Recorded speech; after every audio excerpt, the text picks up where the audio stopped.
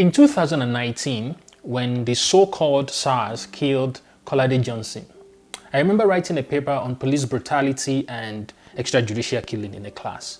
And I was just wondering if I should bring up these incidents and the senselessness surrounding his death with my classmates.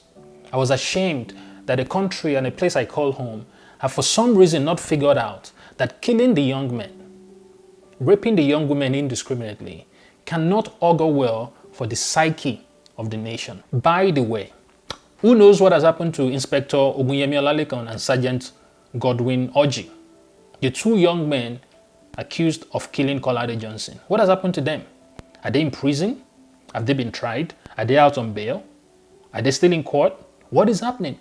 Who has brought these people to justice? Even though I've not had any personal interaction or run-ins with SARS, I'm not going to wait until that happens before I speak out about it. I've not had a negative experience with the police, and I've not had a positive experience either. I can't remember a time during my time in Nigeria when police came to the rescue, when police did something noble, when they rescued us from an impending harm or danger. Not once. I can't remember once. And so I'm not going to wait until it happens. And by the way, I hear stories of friends and family in Nigeria who live in constant fear. This is ridiculous. How can a country that expects us to provide our own water, provide our own electricity, provide our own education, expect us at the same time to build an army and protect ourselves from the government? Do we now need to build our own army or build our own, police force?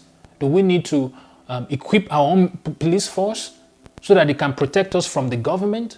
How can a country with half of our population living in extreme poverty still expect us to protect ourselves? How can a country where the senators have enriched themselves with the riches of the land expect us to protect ourselves? How can a country where police officers who are meant to protect us harass us at the polls during elections expect us to carry arms and protect ourselves?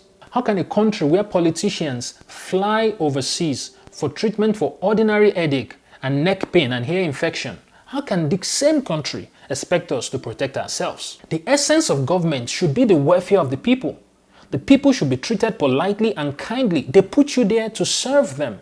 The Senate should represent the yearnings of the people. For those who don't know, SARS is the Special Anti-Robbery Squad, whatever that means. These same SARS that are supposed to be anti-robbery have been seen extorting people, torturing young men, and killing them. SARS, in my opinion, is just a metaphor for the Nigerian state.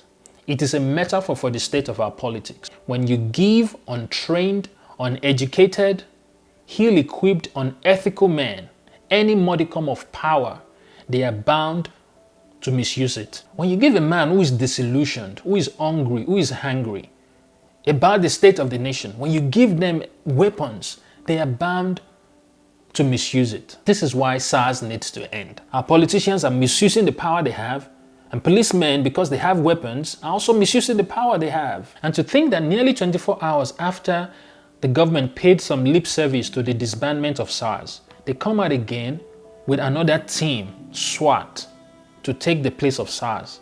This just shows how deaf our government is, how blind to the yearnings of the people they are.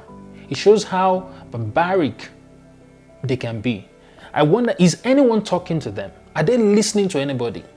Who is advising these people? You disband SARS and in barely 24 hours, you come out and you start another police force, which is just like a replica of what SARS was. So what must we do?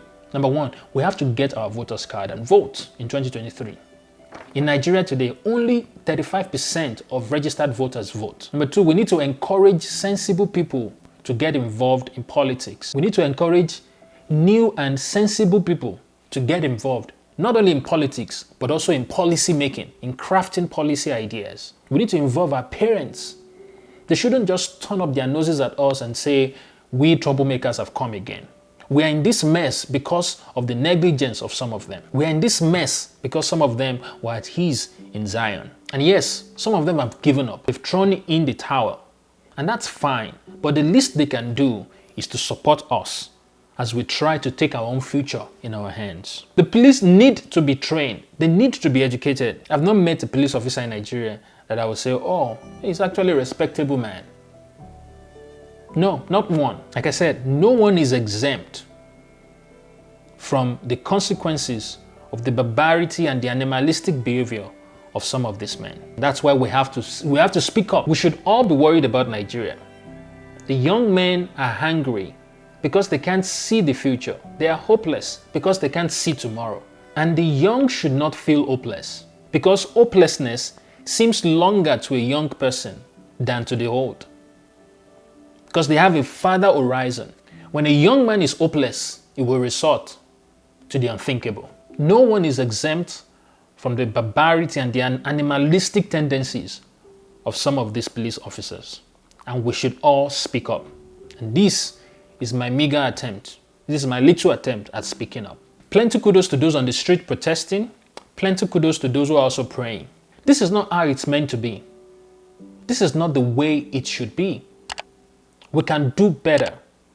We ought to do better. We should do better. And maybe this year we would be able to say that we have our real independence. Thank you very much. Bye-bye.